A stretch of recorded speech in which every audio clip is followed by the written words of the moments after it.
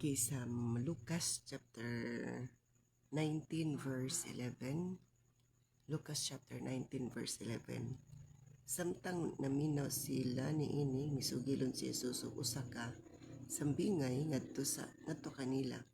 Niadtong tungura hapit na ang moabot si Jesus sa Jerusalem ug naguna-una ang mga tao nga hapit na madayag ang gingharian sa Dios. Busa miingon siya, may usa ka langdong tawo nga moadtuay sa usa ka layong nasod aron himuong hari ug human ni ana mopauli sa ilaha. So ang Dios magapanalangin siyang pulong kining mao nga sugilanon may tungod kini sa sugilanon sa sambingay, or ang sambingay mahitungod sa napulo ka sa lapi, the parable of the 10 minas.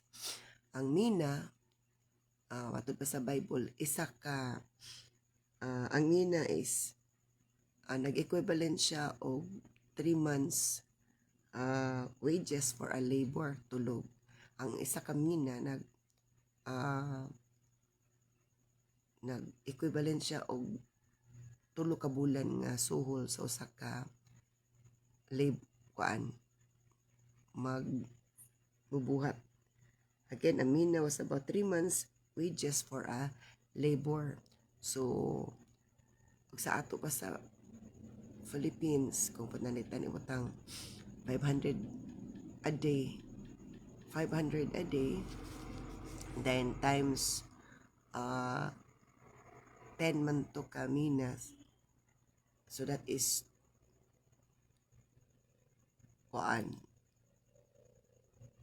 to akong gitotal ang 100, that is 10 times 500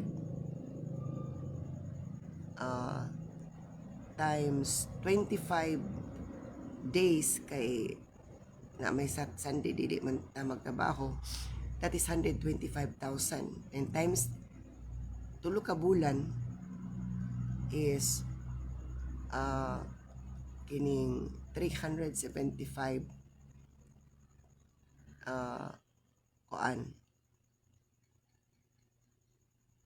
12,500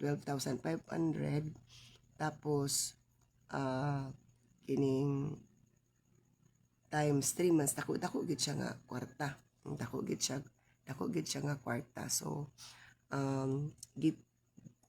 salig na sa Ginoo sa napulo niya ka sulugoon, and then ngun siya nga mo balik ra siya aron atay og maghatag og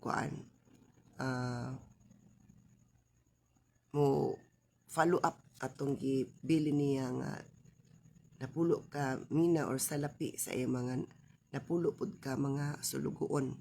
So tagsa-tagaan siya, itagsa-tagsa nila niyaghat bilin matod pa ang maong mga sulugoon niya. So balik ko nako sa verse 12 busa niingon siya may usa ka langdong tao aron nga moadtuay sa usa ka layong nasod aron himuong hari ug human ni ana mopauli siya. Sa wala pa siya mogikan, gipatawag niya ang iyang pulo ka sulugoon ug gihatagag sa lapi o giingnan sila, ipatigayon ninyo kini samtang wala ako dinhi. So gitagaan niya sa lapi ang mga napulo niya ka mga sulugoon. Apa naa siya gibilin nga istorya, ipatigayon ninyo kini samtang wala pa ako dinhi. So gusto ni Lord nga nasayod ta nga ang Dios gusto kayo niya nga ang ibilin niya sa ato, gihatag niya sa ato ato yung ipatigayon atong buhaton nga naa siya invest, naa siya ma-profit, naa siya abot. Apan gikasilagan siya sa iyang mga katagilungsod, busa nagsugo siya silag mga tao pagsunod kaniya nga nagdala sa protesta sa pag-ingon dili kami gusto nga kining tawhana maoy maghari kanamo. So naay mga tao nga naglagot niya o dili sila gusto nga mo hari ang mao nga kining tao nga diin halangdon. Isa ka sambingay, and but this refers to the Lord nga samtang wala siya ning kalibutan, nagbili na siya og mga gikabili niya sa mga sulugoon aron nga pagbalik niya iyang sutaon kung unsa na nahitabo sa iyang mga gibilin nga mga katigayunan, mga bahandi ug unsay gibuhat nato. So ingana no nga mag bantay kita kung responsible ba ta. In verse 15, apan siya nahimo gayong hari ug unya may pauli. So nahimo jud siyang hari bisag daghan ni babag ug ni pauli siya. Ug gipatawag dayon niya ang iyang mga sulugoon nga gihatagan niya kwarta aron isayra niya pila ang ilang ganansya. So do dili o daghan gusto nga dili siya muhari apan nagmalampuson gid siya. Wala to nagmalampuson ang mga tao nga wala naghari o wala nagganay nga siya muhari. So nahimo gid siyang hari. Nahimo gid siyang hari. Kung atong sabtunog ayo ani nga parable or sambingay, may tungod kini kang Ginoong Hesus nga dili gusto ang kaaway nga muhari siya mo tong gipapatay siya. Dayon pero nagmalampuson gid siya kay nabuhi siya. Pagbalik dayon niya gusto niya sayron kung pila na ang ganansya sa inahat hatag or gibilin nga mga salapi sa mga sulugoon. Ang una miadto kaniya ug miingon, "Sir, nakaganansya ako napulo gikan ni adtong puhunan nga imong gihatag kanako." So ang una nga niduol pag balik sa maong alangdon nga tao. Matod pa kining unsay tawag ani, proud siya nga naingon nga ang imong gibilin sa ako nakaganansya og na doble. So 10 man tong gihatag sa Ginoo. Nganong 10 man? Because 10 means testing. Ang 10 means testing, pagsulay kung kapialan bata. So silang tanan gitagaagtag 10 minas, that is equivalent for 3 months wages to local bulan nga sweldo. Ag dako-dako gid siya. Dako-dako gyud siya. That is 37,500. 37,500 kung i-times 5 na to per day. Malilapot ang mga walay trabaho anak. So unsay tawag ani kining ang Dios nagapadayon og sulti sa iyang sambingay nga ang maong isa ka tawo nga gitagaan niya mo'y una gyud nagpresentar pilay iyang na ganansya na himo kunong nadoble ang napulo kami na nga good as ang isa lang ka mina, by the way, ang isa ka mina good for 3 months wages. Good for 3 months wages. So kining kung ato ng totalon, o total siya 375,000 kung ikuan na to sa 3 months ang 10 minas. Kay 1 mina is equivalent to 3 months wages. So napulo man ni kami na mo nang mo total siya og 375,000 times 5 lang ako per day. So dako gid siya nga kwarta nga giipiyal sa Ginoo sa iyang mga sa tao sa iyang sulugoon. So nag times 2 pagbalik. Pero napagid siya gingon si Jesus sa iyang sambingay, ug mingon ang taong halang dun, maayo buutan ka nga sulugoon kay kasaligan ka man sa gagmayng mga butang, piyalan ko ikaw sa napulo ka syudad. Kana ang una nga nangisog nga ni presentar sa iyang patigayon sa gibilin sa tao is nadubli man to o matod pa giingnan siya sa alang doon nga tao nga nagpiyal niya nga kay kasaligan man ka sa gagmayng butang, piyalan ko ikaw sa napulo ka syudad. So gitagaan siya og responsibility. Syudad dili lang siya city or barangay, but syudad. So through ato nga kining sitwasyon nga gibilin sa tao nga lang doon ang iyang mga sulugoon nga iyang gibilinan is nasayra niya kinsa ang responsible, kinsa ang nagpatigayon ato, naggugi ato nga mapuslan to, madungagan to. So ingon siya nga kay kapilan ka sa gamay nga butang, piyalan ko ikaw og napulo ka syudad. So nakita ang iyang pagka-responsible, kay responsible man siya, wala man siya puyuay lang iyang gipatigayon to, gitabaho gito niya ayo gipa nag-ingon naman ang taong halang doon nga ipatigayon kini samtang ako wala. So gusto ni Lord nga may naay abot ang kuan. So unsay pasabot ana in the spiritual aspect nga ang taong halang doon ato ning kuan nga si Jesus nga nilipanaw siya, nilakaw siya, mabalik siya para panilngan ta sa iyang gibilin sa ato ang mga talento, mga butang nga iyang gipiyal sa ato. So mabot ang panahon nga pagbalik niya panilngan ta, o sa diya nga nibalik na to siya, ang unang representar is ningon na doble og ningon si ang maong nga tao nga tag-iya ato nga sapi, piyalan ko ikaw napulo ka syudad.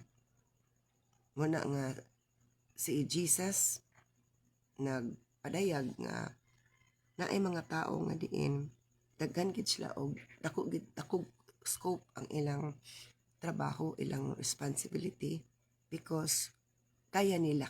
O si Lord bid mismo ang naghatag ana, dili wala siya voluntaryo og kanang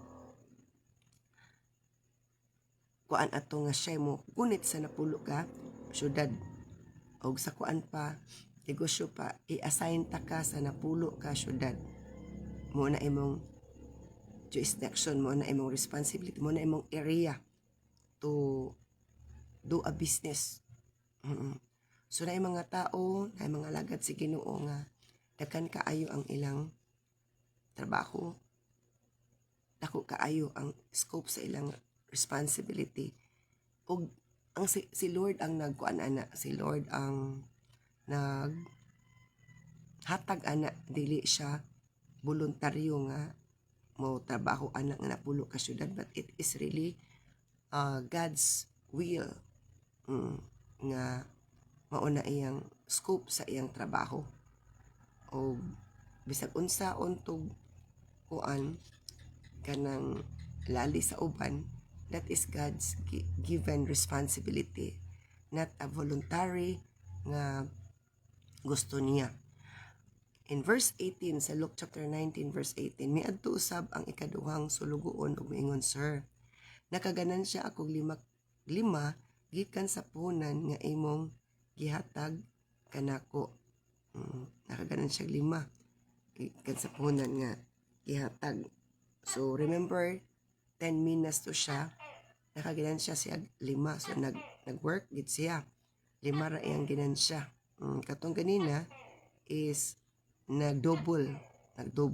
So na ay mga trabaho, na ay mga effort nga diin na double ang gipiyal na apoy uban, wala na double katunga ra.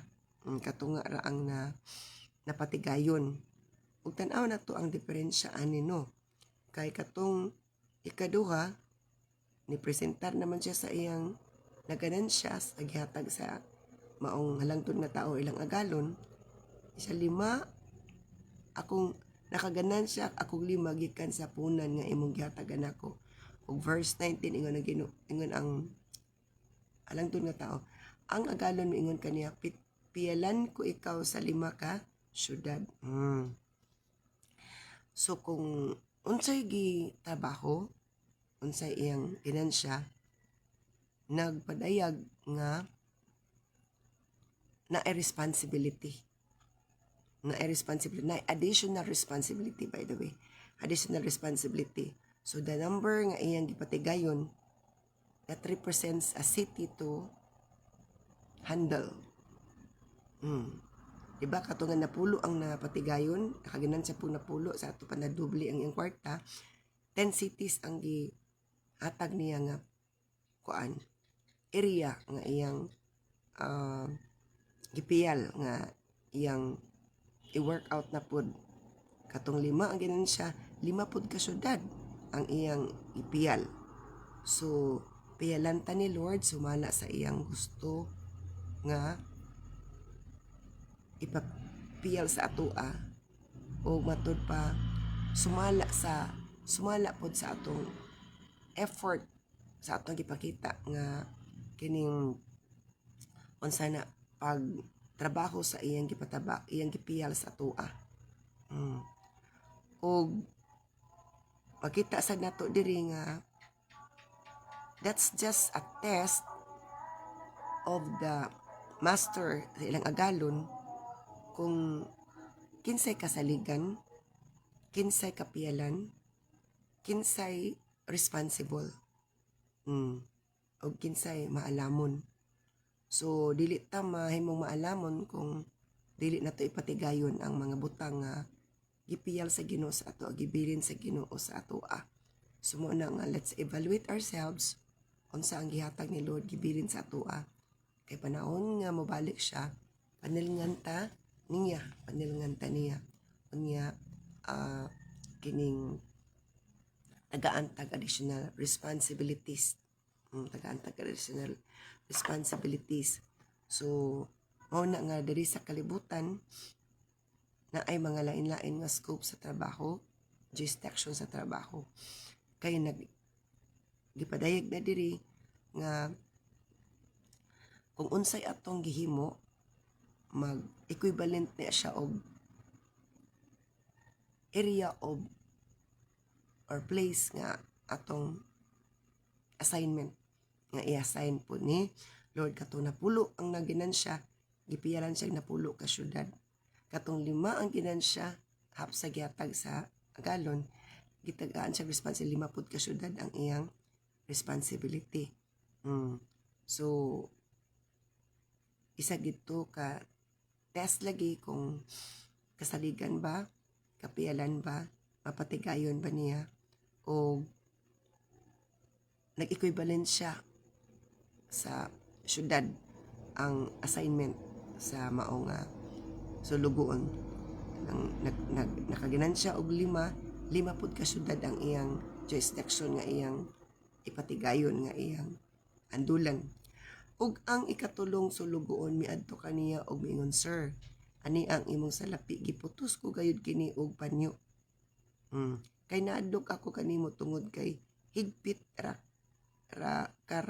ba kaayo, nagguwa ka sa dili imo og nag-ani sa wala nimo ipugas. So ang ikatulo nagpadayag gyud sa iyang kinaiya nga wala joy nada. Wala siya nituman sa kondisyon. Kaya ang kondisyon ato is invest this for me while I am gone. Engage in business, in other word. Ang kuan ato ang ingon sa agalon nga dili ipuson, i-engage sa business, i-invest siya, ipatigayon. Dili lang to siya ipundo, ipatigayon. So wala siya ni ube. O wala siya ni ube. Kung dili unta to niya, kung dili dapat unta siya dili unta dapat niya tudawaton kung dili siya gusto. Kaya ang instruction sa maong agalon nga kini nga kwarta 10 minas equivalent for 3 months nga sweldo, and das total nako mo abot siya og 375,000 kay 1 mina is equivalent to 3 months nga sweldo. So gi-count nako kay 10 mina man to times 500, and that is times 25 days kay 30 days man ta na may 5 kabuk nga kuan, that is 125,000. 125,000 times 3 months, that is 375,000. So sa ato ng kwintada sa kuan kining sa inadlawan kay 1 mina is 3 months wages of a labor. So ipiyalan siya ato tulo ka buaw na pulo ka servants, ipiyalan ato pareha silang amount gipiyal. Pero ang ikatulo wala niya buhata. Ang panugon-tugon sa agalon nga ipatigayon to invest in business or engage in business. Ang primerong nagpresentar gi-engage kini nagdouble ang kwarta na napulo man to kami na ingon siya napulo pud ang iyang ginansya. Og mo to sa kasaligan man ka sa gamay, saligan ta ka sa dako. Ipiyal ko kanimo ang napulo ka syudad. Ang katong ikaduha nga nagpresentar kay napulo man to ka sulugoon, napulo pud ka mina ang gihatag. O so ni binansa daw siya 5, so gipiyalan pud siya 5 ka syudad. Ang ikatulo is nakita na to dako jud kay kausaban, lahi gud siya. Ingon ang iyang sinultian daway batasan. So luguon man ta siya gipiyalan, kitagaan og chance. Grabe siya kinaiya, verse 20 sa Lucas chapter 19 verse 20. Ug ang ikatulong sulugoon miadto kaniya og miingon, Sir, ani ang imong salapi giputos ko gayud kini og panyo, kay nadlok ako kanimo tungod kay higpit ra karaba kaayo. Nagkuha ka sa dili imo og mag-ani sa wala nimo ipugas, wa gyud siya batasan. Nganong wa siya batasan? Giinsulto niya iyang agalon nga mo nagpiyal niya og kwarta nga ipatigayon. Nga ang ingon sa iyang agalon, i-invest ka ni, ipatigayon ka ni mintas wala pa ko. So wala siya ni tuman, wala siya ni ube o sa instruction. Giinsulto pa niya ang iyang agalon. So wala siya batasan, dili siya kapiyalan, dili siya ka-invest, dili niya mapatigayon. So kanang nag-iskot siya kinaiya sa iyang agalon nga dautan kuno, which is nagpadayag lang sa iyang tinuod nga kinaiya nga diin dili pud maayo. Kay ganina ang duha nga nagpatigayon, wala gid nila giinsulto, wala nagisgot sila sa kinaiya sa iyang agalon. Pero ang ikatulong nga tapulan nga wala gid nagpatigayon, nagpadayag sa iyang kinaiya nga dili gid maayo. Niya iyang gilabtan ang kinaiya sa iyang agalon nga dili man unta to kanang dapat kay kwarta man to ang gibilin para ipatigayon. Gibilin to, gipiyal. So nagpadayag siya ang ikatulong nga dautan nga sulugoon sa kinaiya kuno sa agalon nga isog na hadlok siya, kahigpit ra kuno. Nagkuha daw iyang agalon sa dili iya og nag-ani sa wala niya ipugas. So giinsulto niya ang iyang agalon, niya gisaysay ang kinaiya sing agalon, pero iya din kinaiya mo oy kanang dili maayo. So mo ni pasabot diri sa Luke chapter 19 verse 21. So ang giingon sa agalon ug miingon siya sa iyang sulugoon, wala kay hinungdan, gamiton ko ang imong kaugalingong mga pulong sa paghukom kanimo. Nasayod ka man di ay nga ako higpit kaayo, nagkuha sa dili ako og nag-ani sa wala ko ipugas. Ngano nga wala man nimo ideposito sa bangko ang akong salapi, madawat ko unta kini nga maitubo sa akong pagbalik. So gi saysay sa agalon unsa iyang gusto. Isa nga kay dili man din mo patigayon, imo na lang untang gideposito aron sa bangko aron na ay tubo, aron pagbalik nako makadawat ako niini nga may tubo sa akong pagbalik. So gusto ni Lord nga ang gipiyal niya sa atoa makadawat siya og balos, mapahimuslan to na ay interest ato. So gusto ni Lord nga kita makabaton og wisdom nga unsay instruction atong buhaton ug unsay gisalig sa atoa atong itarungon ug atong i-follow yung instruction na adyo'y abot. Kung naay abot, napoy isalig ni Lord nga dugang. Sa lapi ra to nga gihatag, pero kung unsa kadaghan ang ilang na ganansya ato, nag-ingon nga syudad pud ang assignment. Katong nakaginansyag napulo, ikan sa napulo kami na insa kay kasaligan makasagamay, saligan ta ka sa kada ko, piyalan ta ka sa napulo ka syudad. Kato ikadua ka sulugoon, na yun siya nga nakaginansya kog 5, ingon ang agalon, piyalan ta kag 5 ka syudad. Pero kadtong ikatulo nga sulugoon, wala siya ikapresentar, wala gyud naduhag ang kwarta. Iyar ako nang putos sa panyo og iyang tago kay nasayod kuno siya na higpit kuno ang maong agalon, nag-ani siya sa wala niya pugas o magkuha siya sa dili iya. So ginsulto kinig ayo nga nag-ani sa wala niya gipugas nga nga iya biya tong kwarta. Gusto siya nga mag-ani si Lord, wala man niya gipatigayon, so wala gid siya maani. Og matod pa din unya miingon siya kini adtong nagtindog didto, kuha ka ng kwarta nga naa kaniya og ihatag ngadto sa sulugon nga may napulo ka sa lapi.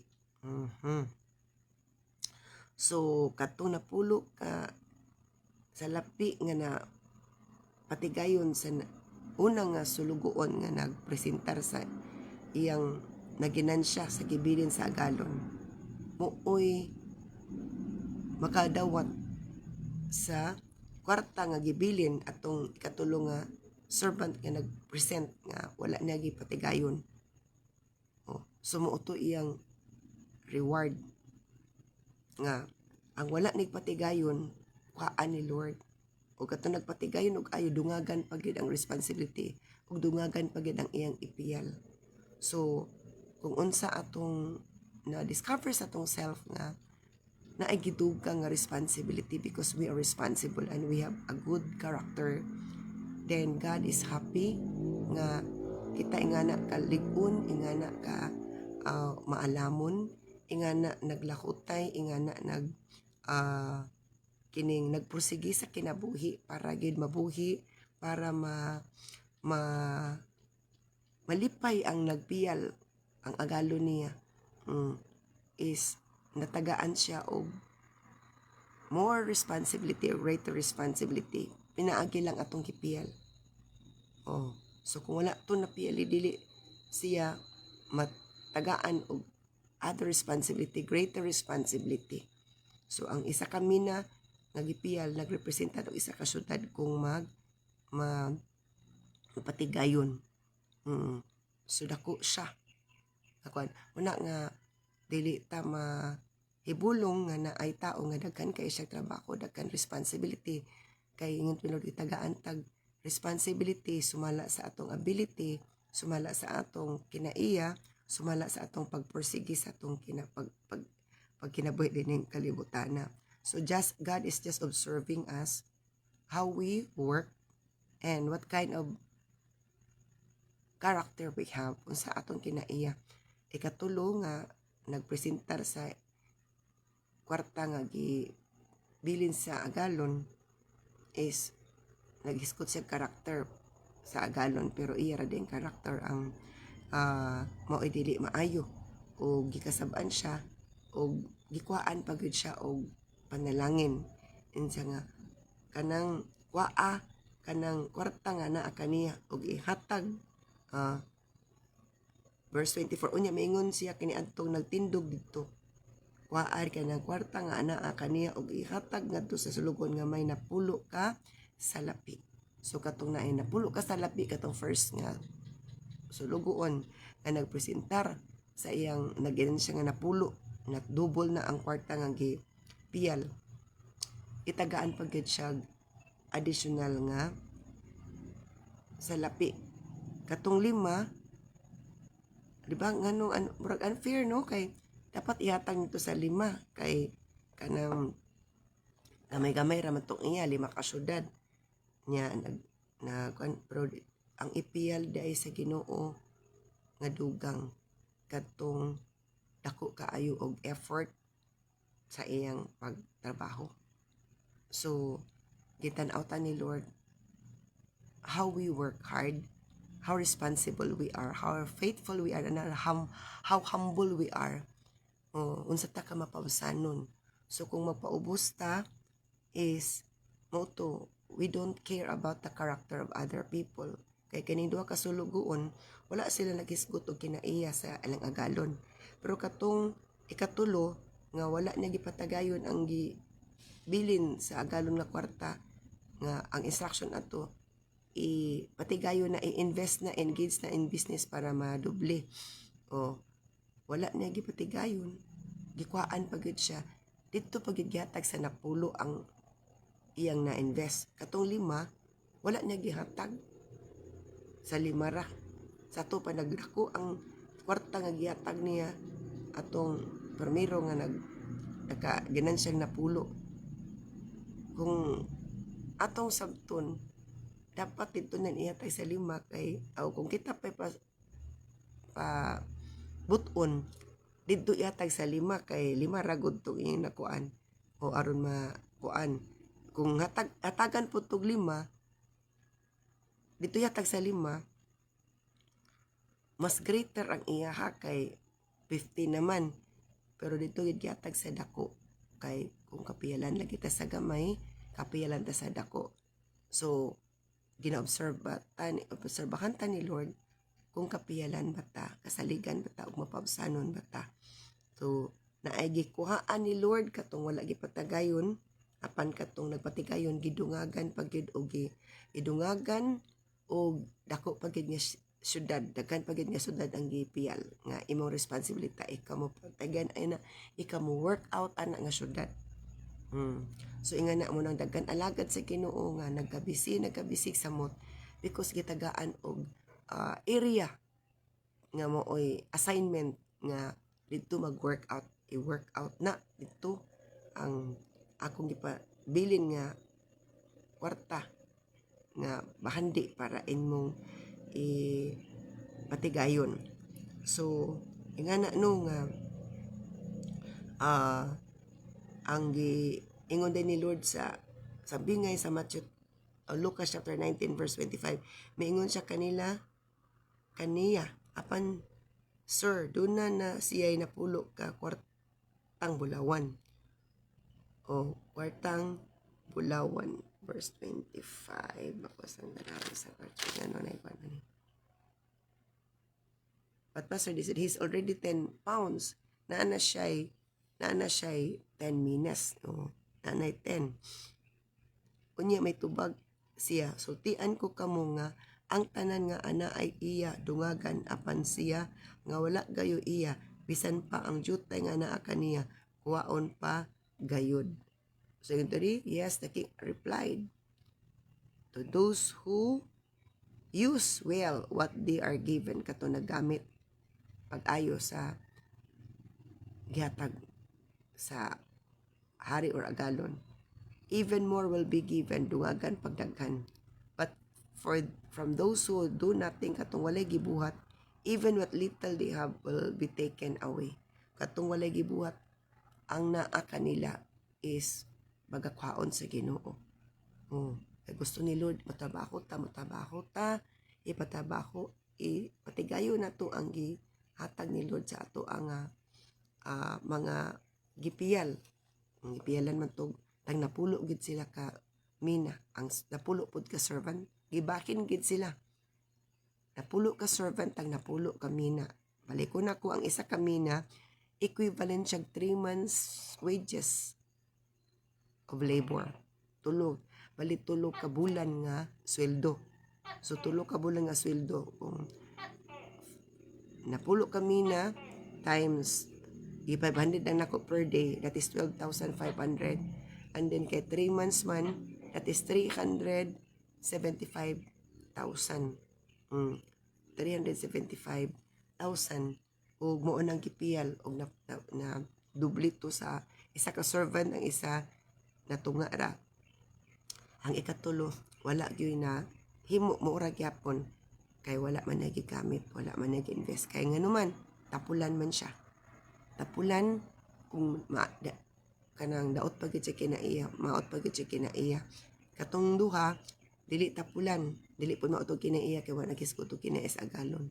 O gitagaan na silang additional responsibility.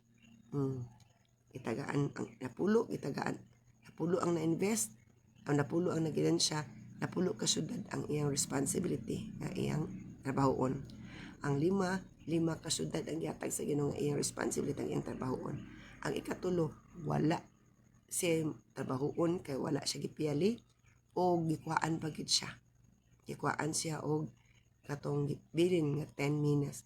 So nga na gyapon karon, kung dili ta magtrabaho, kung dili ta maayo kinaiya, dili ta masaligan ni Lord, o luoy atong kinabuhi, kay wala may nada.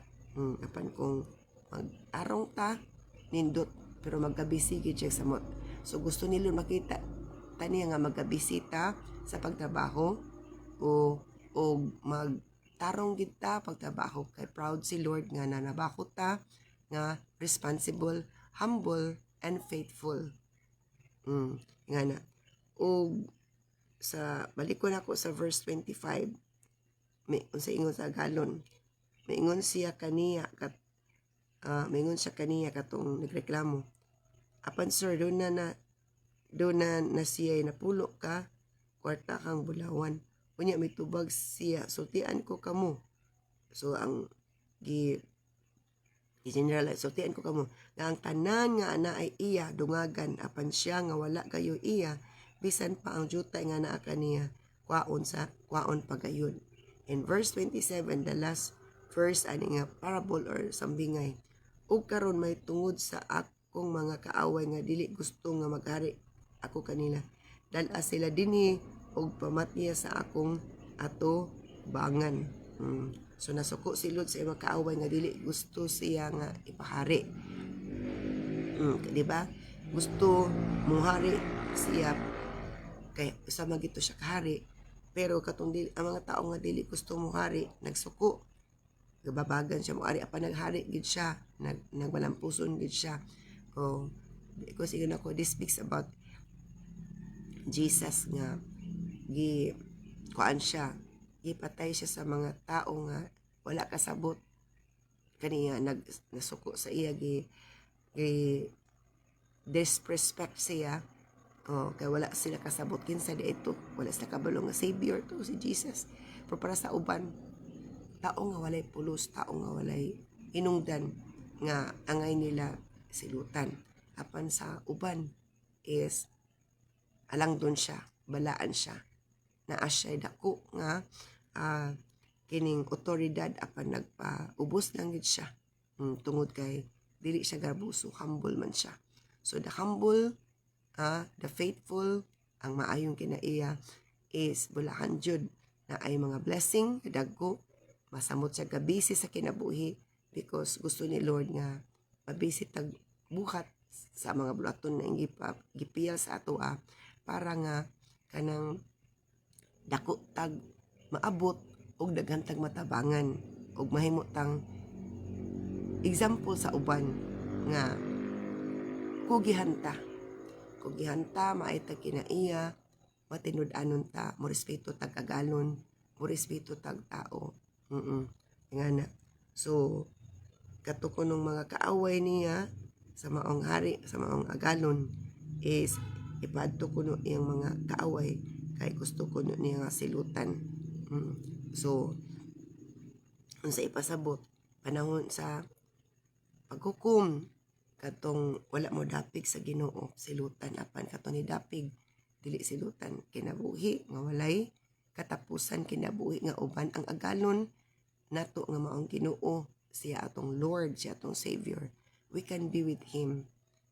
But katong dili maayo mo to nga silutan sa Lord. So muna nga gusto sa Dios masayod ta nga gusto niya ma-work out ta, mag tarong tag trabaho, mag maayot tag kinaiya, sama anang tuha, and then magka-visit ta sa buluhaton. Magka-visit ta sa buluhaton, makafocus sa itong una-una sa itong buluhaton, kay dili man pwede magbuhat ta nga dili ta ka-concentrate.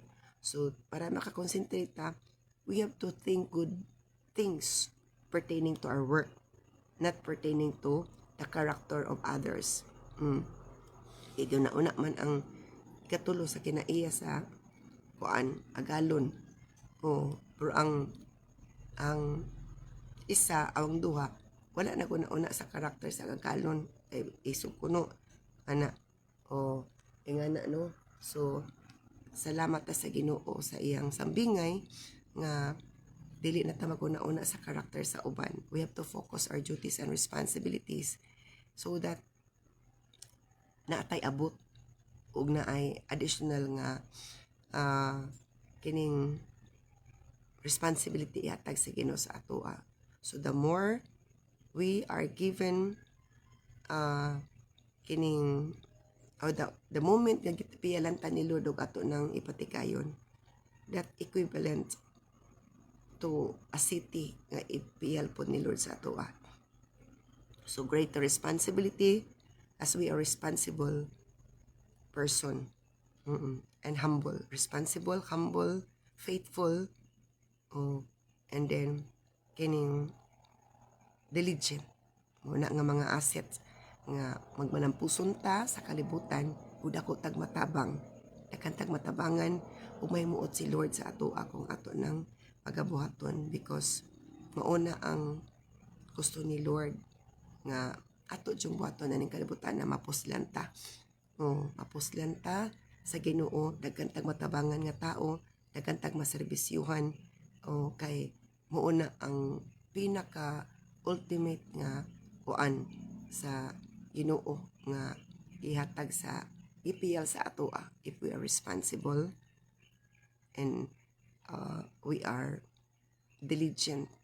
So God bless us all for doing good here on earth for the glory of God, and for others nga mahimo tang blessing, mahimo tang inspiration, mahimo tang dakong kabahin sa gingharian sa Ginoo. So thank you for watching. Thank you for listening the word of God, because God wants us to listen His word, to learn something from it, and be able to do good, to be able nga makapahimuot ta sa Ginoo. So let us pray. Father God, thank you so much sa imong kaayog magrasya. Continue to bless and guide and protect us all. Let your name be honored and let your will be done. Thank you so much. Seal your words with your precious blood and continue to bless us all together. In Jesus' mighty name we pray. Amen. So thank you for watching. God bless us all. And good morning and happy Sunday.